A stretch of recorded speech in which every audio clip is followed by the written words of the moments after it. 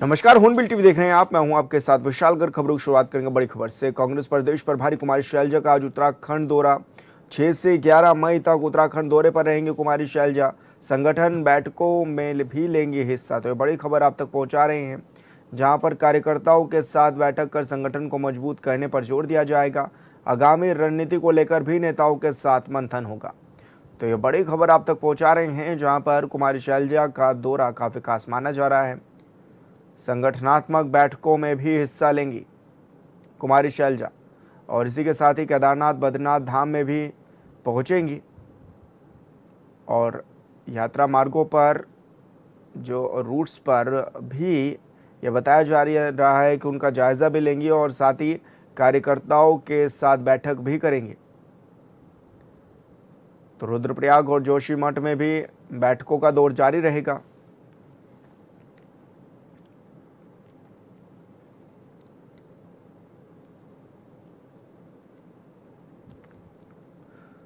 और बड़ी खबर का रुख कर लेते हैं। ऑपरेशन प्रहार के तहत हरिद्वार पुलिस का बड़ा एक्शन। सार्वजनिक स्थानों पर शराब पीकर हुड़दंग मचाने वालों पर कसा गया शिकंजा। तो कुल 72 नशेड़ियों के काटे गए चालान।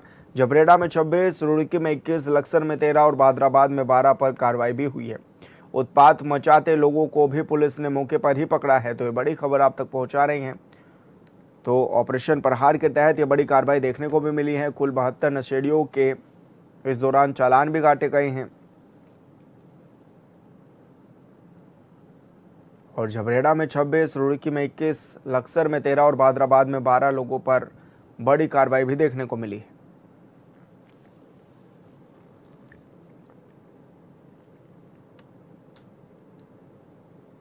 और संवाददाता परवेश राय हमारे साथ फोन लाइन पर जुड़ गए हैं। परवेश, किस तरह से ये अभियान चलाया भी जा रहा है और किस तरह की कार्रवाई इस दौरान देखने को नजर आ रही है?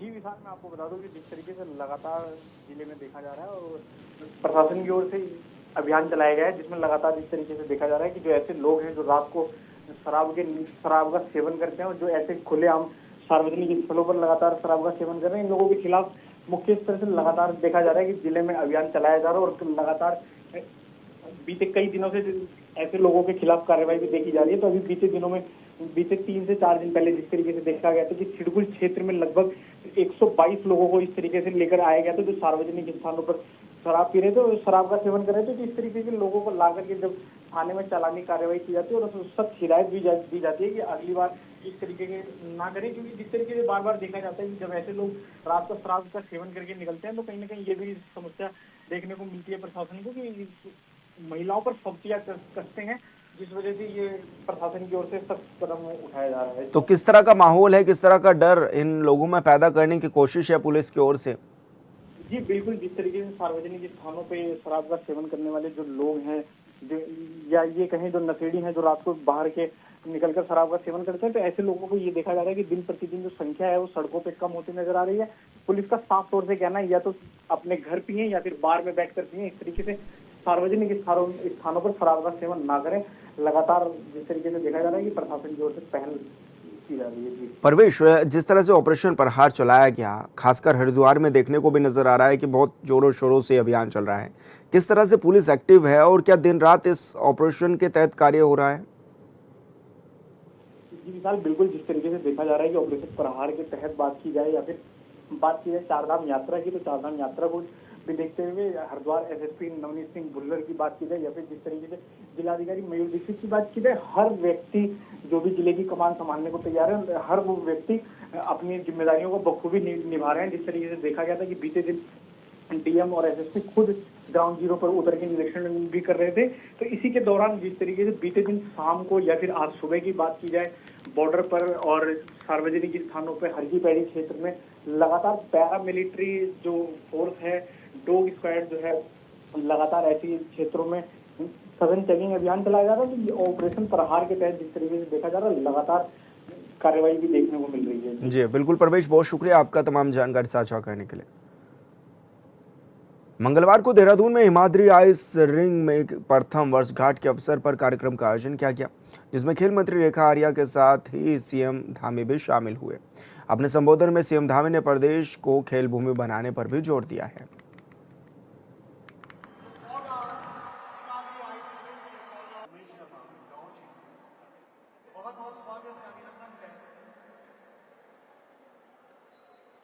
आइस रिंग की स्थापना वर्ष 2011 में की गई थी, जिसमें सबसे पहले एशियन विंटर गेम्स का आयोजन किया गया था। लेकिन उसके बाद के वर्षों में इसका सुचारू रूप से संचालन नहीं हो पा रहा था और ये बंद पड़ी हुई थी।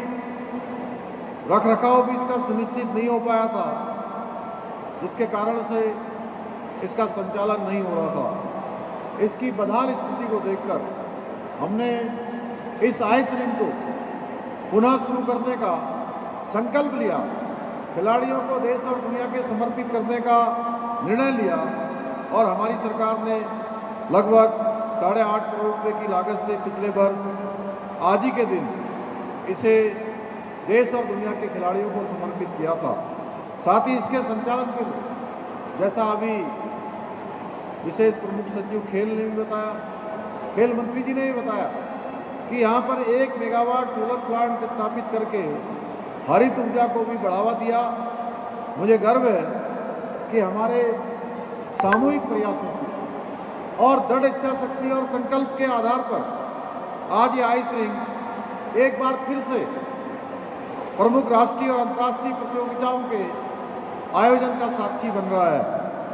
साथियों, मुझे ये जानकर अत्यंत हर्ष हो रहा है कि बीते 1 वर्ष में यहाँ national ice skating championship, Asian trophy, राष्ट्रीय आइस हॉकी लीग तथा महिला एवं बालक वर्ग की राष्ट्रीय टीमों के प्रशिक्षण शिविरों का सफल आयोजन हुआ है। साथ ही आज यहाँ पर हम सब ने देखा, विभिन्न राज्यों के खिलाड़ियों ने यहाँ पर बड़ा शानदार प्रदर्शन भी किया और विभिन्न राज्यों के खिलाड़ी स्केटिंग एवं आइस हॉकी का यहाँ पर प्रशिक्षण भी प्राप्त कर रहे हैं। यही नहीं, भारतीय आइस हॉकी टीम का प्रशिक्षण शिविर भी इसी रिंक में आयोजित किया गया है।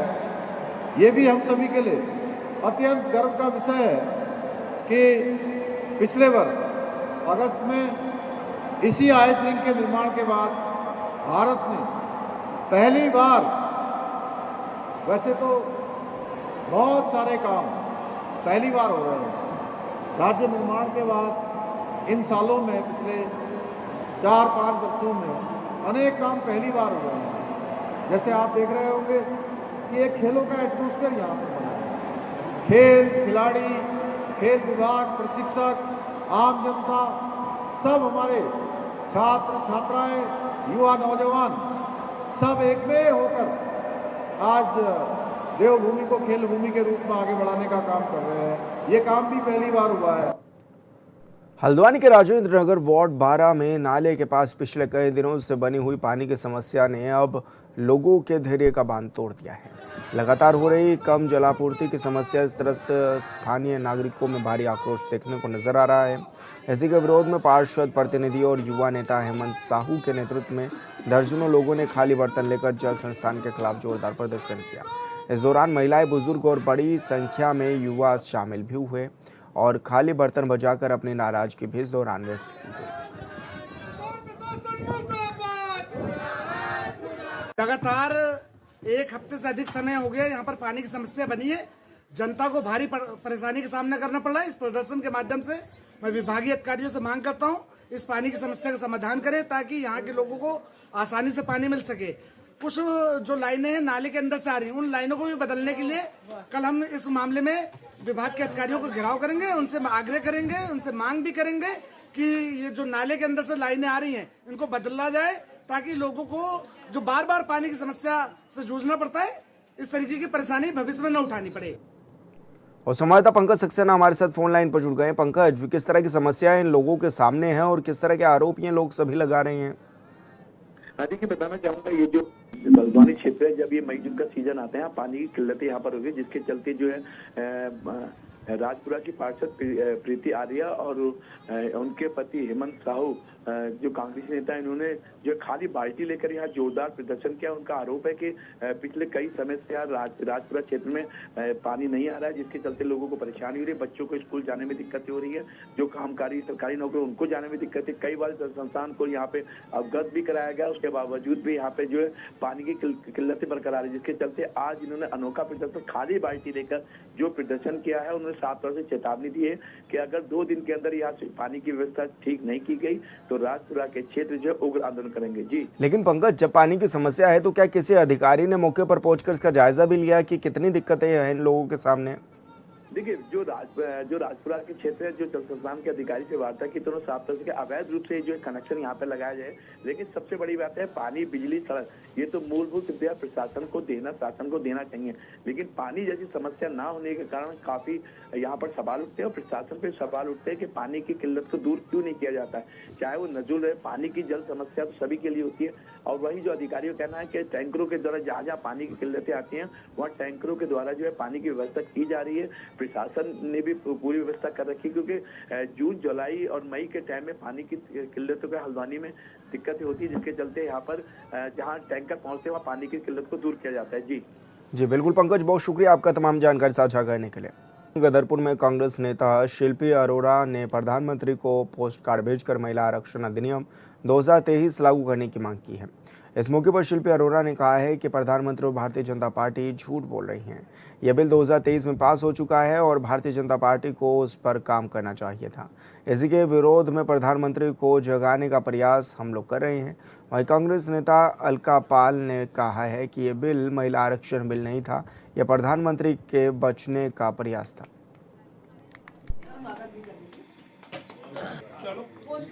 पोस्ट कार्ड अभियान यहाँ चलाया गया है और ये अभियान महिला आरक्षण को लेकर के है। हमारी मांग है कि महिला आरक्षण को जो 2023 में लागू हुआ था, नारी शक्ति वंदन अधिनियम, उसको तुरंत ही लागू किया जाए। आज से किया जाए, अभी से किया जाए। आरक्षण के नाम पे भारतीय जनता पार्टी लगातार हिंदुस्तान को भ्रमित करने का काम कर रही है और भाजपा की कथनी और करनी का बहुत बड़ा अंतर है। ये एक तरफ तो बात महिला आरक्षण की करते हैं, वहीं दूसरी ओर महिलाओं के बलात्कारियों को, भ्रष्टाचारियों को शरण देने का काम करते हैं। नारी शक्ति वंदन जो ये अधिनियम 2023 में सरकार लेके आई थी और उसमें जितने भी लोग विपक्ष के थे सबने इसका समर्थन किया, तो आप समझो कि 2023 की बात है, अब तक इन्होंने लागू नहीं किया। तो सिर्फ भारतीय जनता पार्टी के दांत जो है दिखाने के कुछ और है, खाने के कुछ और है। आज हमारे प्रदेश में ही आप देख लो, आज भी कांग्रेस कह रही है इसको लागू करो, अभी करो, इस विधानसभा चुनाव से पहले करो, लेकिन ये सरकार कभी भी नहीं करेगी। ये सरकार कहती थी कि लड़की को पढ़ाओ और लड़की को बचाओ। कितनी लड़कियों का बलात्कार हमारे प्रदेश में हुए, अलका हत्या, क्या नाम है, अंकिता हत्याकांड आपके सामने है। उसके अलावा कितनी और लड़कियों के बलात्कार हुए जिसमें भारतीय जनता पार्टी के पदाधिकारियों का नाम आए, लेकिन आज तक किसी के खिलाफ कोई कार्रवाई नहीं हुई। आज तक रुद्रनाथ धाम की उच्च हिमालय यात्रा को लेकर तैयारियां तेज हो गई हैं। मौसम खराब और बर्फबारी के बीच 15 सदस्य संयुक्त निरीक्षक दल पितृधारा पनार बुग्याल पहुंचा और यात्रा मार्ग की व्यवस्थाओं का जायजा भी इस दौरान लिया गया। जिलाधिकारी चमोली और उप वन संरक्षण के निर्देश पर एसटीओ केदारनाथ वन्य जीव प्रभाग के नेतृत्व में टीम ने ट्रैक रूट का निरीक्षण किया है। इस दौरान पेयजल सुरक्षा दीवार, पगडंडियां, विश्राम स्थलों और रेन शेल्टर सहित अन्य सुविधाओं की भी स्थिति परखी गई है। हम लोग यहाँ पर जिलाधिकारी महोदय चमोली एवं उप वन संरक्षक महोदय केदारनाथ वन्यजीव प्रभाग के निर्देशन के क्रम में एक श्री रुद्रनाथ यात्रा मार्ग पर निरीक्षण टीम के रूप में यहाँ उपस्थित हुए हैं और जिसमें कि जिलाधिकारी महोदय द्वारा नामित विभागों के द्वारा अपने प्रतिनिधि भेजे गए हैं। ये कुल मिलाकर हमारे 15 सदस्यीय एक दल है जिसका दायित्व है कि यात्रा मार्ग का निरीक्षण करके अपना जो है रिपोर्ट प्रस्तुत करना है। और संवाददाता संजय कुमार हमारे साथ फोन लाइन पर जुड़ गए हैं। संजय, क्या कुछ तैयारियां हैं और किस तरह से जायजा जो है टीम लेने के लिए पहुंची भी थी? विशाल जी, देखिए 18 मई को चतुर्थ केदार भगवान रुद्रनाथ के कपाट खुलने की तिथि तय है और इससे पूर्व जो है तैयारियों का जायजा लेने के लिए एक डीएम चमोली द्वारा नामित जो है 8 विभागों के 15 सदस्यों की ये टीम है जो कल बर्फबारी के बीच पनार पहुंची थी और आज सुबह दल रुद्रनाथ पहुंच चुका है। और रुद्रनाथ में जिस तरह से बर्फबारी के बाद जो आज की वर्तमान स्थिति है उसका जायजा ले रहे हैं। साथ ही वहाँ पे पेयजल से लेकर शौचालय, पेयजल, ड्रेन सेंटर से लेकर तमाम वो सुविधाएं जो जिसकी जरूरत जो है यात्रा के दौरान श्रद्धालुओं के लिए होगी। और साथ ही जो अभी ताज़ा स्थिति जो रूट की है, रुद्रनाथ ट्रैक रूट की स्थिति है, उसकी जो है पूरी रिपोर्ट बना के जो है डीएम चमोली को इस दल द्वारा सौंप दी जाएगी। और दल का नेतृत्व करने वाले जो केदारनाथ वन प्रभाग के एसडीओ हैं, वो जो हैं उनसे कल जब हमारी बात हुई थी तो उनका कहना था कि जो अभी बर्फबारी में जिस तरह से वो लोग पनार बुग्याल पहुंचे थे, विषम परिस्थितियों के बावजूद जो है दल ने पूरी रिपोर्ट तैयार की है और ये रिपोर्ट जो है कल जो डीएम चमोली को सौंपी जाएगी। और ये भी बताया जा रहा है कि 18 मई को केंद्र स्तर पर कोई वीवीआईपी कर सकते। जी बिल्कुल संजय, बहुत शुक्रिया आपका तमाम जानकारी साझा करने के लिए। पश्चिम बंगाल और असम में बीजेपी को भारी बहुमत मिलने की खबर के बाद उत्तराखंड के दिनेशपुर में जश्न का माहौल देखने को मिला। बीजेपी कार्यकर्ताओं ने हर्षोल्लास के साथ जुलूस निकालकर अपनी खुशी का इजहार किया। यह जुलूस नगर पंचायत कार्यालय शुरू होकर सुभाष चंद्र बोस चौराहे तक पहुंचा है। इस दौरान कार्यकर्ताओं ने ढोल नगाड़ों और पटाखों के साथ जमकर जश्न मनाया और लोगों के बीच मिठाइयां भी बांटी।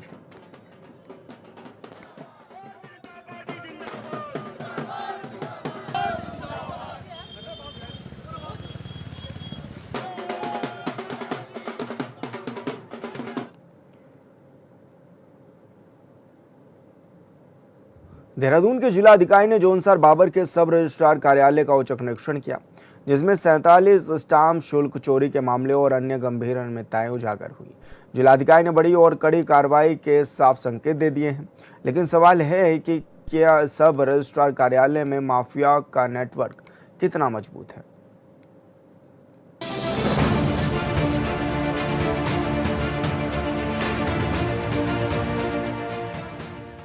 उत्तराखंड में सीएम के आदेश पर डीएम समन बंसल ने सब रजिस्ट्रार कार्यालय में अचानक से छापा मार दिया। इस कार्रवाई से पूरे कार्यालय में हड़कंप मच गया। जिलाधिकारी ने जौनसार बावर के सब रजिस्ट्रार कार्यालय का औचक निरीक्षण किया, जिसमें 47 स्टाम्प शुल्क चोरी के मामले और अन्य गंभीर अनियमितताएं उजागर हुई। 2018, 2024 और 2025 के विलेख संदिग्ध पाए गए। मुख्यमंत्री जी के सब निर्देश हैं कि जो हमारी सिटीजन सेंट्रिक सर्विसेज हैं, जिसमें हमारे आम नागरिक को फ्रिक्वेंटली अपनी सर्विसेज अवेल करनी होती हैं, जैसे हमारी सोशल सर्विसेज हैं और एक हमारा रजिस्ट्री जो एक महत्वपूर्ण अंग है न सिर्फ हमारे सरकार के लिए आय अर्जन का, जो हमारी गवर्नमेंट ट्रेजरी है जिससे हम आगे पब्लिक इन्वेस्टमेंट्स करते हैं। इसी में बहुत सारी रेगुलरिटीज़ की कंप्लेंट्स अक्सर मिलती हैं। हम कहीं पर कैंप्स करते हैं, जन दर्शन में या इंस्पेक्शंस में, कि या तो जो प्रतिबंधित हमारे खतरे हैं वहाँ पर रजिस्ट्रीज हो रही हैं फ्रॉडुलेंट वे से, जिनको हम लैंड फ्रॉड्स बोलते हैं। लैंड फ्रॉड्स का सोर्स भी हमारा रजिस्ट्री से ही शुरू होता है। और थर्डली हमारे कर अपवंचन के जितने भी मामले हैं, क्या वो सारे रेफर हो रहे हैं या नहीं हो रहे फॉर रिकवरी। तो उसी के दृष्टिगत ये हमारे निरीक्षण का दौर जारी है। छापेमारी के दौरान चौंकाने वाला खुलासा हुआ। साल 2018 से 2025 तक के पुराने विलेख रजिस्ट्रार संदिग्ध हालत में मिले हैं, जिन्हें तुरंत जब्त कर लिया गया। जांच में 47A के तहत स्टाम्प शुल्क चोरी के 47 मामले सामने आए हैं। इतना ही नहीं, प्रतिबंधित जमीनों और गोल्डन फॉरेस्ट भी भूमि की फर्जी रजिस्ट्री का खेल उजागर हुआ है। साथ ही टैक्स चोरी के मामले को दबाकर रखने की बात भी सामने आई है। पूर्व में भी ऐसे कई रेगुलेटरीज हमारे रजिस्ट्रार ऑफिस में मिली हैं और उसमें कड़ी कार्रवाई की गई है। आज हमारे जो ब्रॉड पॉइंट्स हैं वो हमारी टीम ने रेलिवेंट डॉक्यूमेंट्स और रजिस्टर्स सीज कर लिए हैं और उसके मेमोस तैयार किए जा रहे हैं। और जो उनको और सपोर्टिंग डॉक्यूमेंट्स चाहिए वो यहाँ पर संबंधित अधिकारियों से लिखित रूप में लिए जाएंगे। तत्पश्चात जो हमारी इंक्वायरी रिपोर्ट बनेगी उससे हम शासन को अवगत डीएम ने साफ किया कि पूरे मामले की गहन जांच की जाएगी, विस्तृत रिपोर्ट शासन को भेजी जाएगी और जो भी दोषी होगा उसके खिलाफ कड़ी कार्रवाई तय है। जांच में ये भी सामने आया कि बिक्री के लिए प्रतिबंधित जमीनों की भी धड़ल्ले से रजिस्ट्री की जा रही थी। अब सारे मामले की जांच जिलाधिकारी कर रहे हैं। डेफिनेटली जो हमारा एक क्लॉज होता है 47A, जिसमें अगर कोई स्टैंप चोरी की प्रथम दृष्टया एविडेंसेस हैं तो उसको देन एंड देयर ही क्वेरी लगाकर वापस करना चाहिए, उसके रिकॉर्ड्स मेंटेन करने चाहिए जो कि नहीं पाए गए हैं। सेकेंडली जो हमारे कर पंचन के मामले हैं जो बाद में प्रकाश में आते हैं वो पूरी तरह से रेफर नहीं हो पाए हैं जिला कार्यालय को।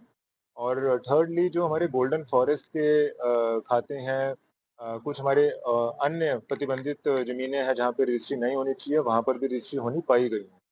तो उन्हीं की डिटेल्ड रिपोर्ट तैयार की जा रही है अलॉन्ग विद एविडेंसेस और फिर अग्रेतर कार्रवाई से आपको इंटीमेट किया जाएगा। कार्यालय में रिकॉर्ड के रखरखाव में लापरवाही, भ्रष्टाचार और प्रक्रियाओं के उल्लंघन की बात सामने आई है। पूर्व अधिकारियों की भूमिका की जांच भी करने की तैयारी है। डीएम ने वर्तमान में पूर्व सब रजिस्ट्रार के कामकाज के विस्तृत जांच के आदेश दिए हैं। जाहिर है कि अगर सही से जांच हुई तो आने वाले दिनों में बड़ी कार्रवाई तय मानी जा रही है। Bureau report, hornbill TV.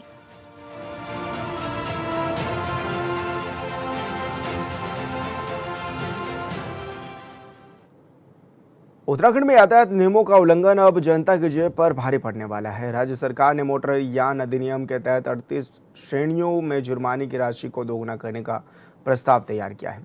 इसके तहत मोबाइल के इस्तेमाल और बिना हेलमेट जैसे उल्लंघन पर अब हजारों का जुर्माना भरना पड़ेगा। सरकार के इस कदम पर पूर्व मुख्यमंत्री हरीश रावत ने तीखा पलटवार किया है। उन्होंने कहा कि सरकार सिर्फ चालान और जुर्माना बढ़ाकर अपनी जिम्मेदारी से नहीं बच सकती है।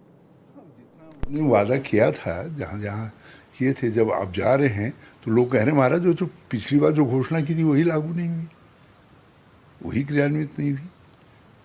तो अधिकारियों ने पर लगता है शासन की पकड़ बहुत ढीली है और इसीलिए अब उनको बरसना पड़ रहा है अधिकारियों पर। भाई आंतरिक परिवहन को सुधारिए। आप जो है जो जाम लग जा रहा है, दूसरी चीजें लग जा रही हैं, उसको सुधारिए।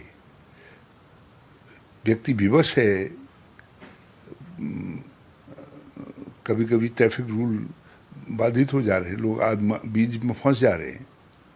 वो क्या करें, किधर जाएं, पीछे जाएं आगे जाएं सिग्नल के। तो बहुत सारी विडंबनाएं खड़ी हो रही है। स्मूथ ट्रैफिक है ही नहीं। यदि स्मूथ ट्रैफिक हो तो ट्रैफिक के नियमों का सब लोग पालन करेंगे।